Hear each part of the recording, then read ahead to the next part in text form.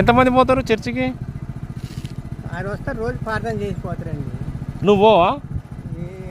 చూడటానికి మీ ఇంట్లో పోతారు ఎవరన్నా? ఇంట్లో ఓకే. వృద్ధాప్యం మంచిగా దేవుణ్ణి నమ్ముకోండి. రేపటి రోజున మనం పరలోకం వెళ్ళాలి కదా.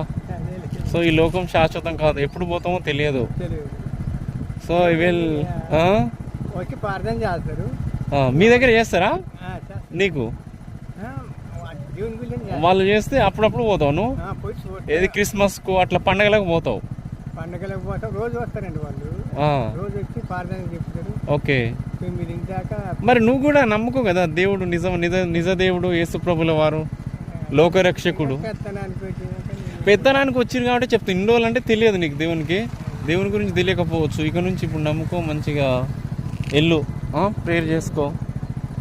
మనం శాశ్వతం కాదు కదా.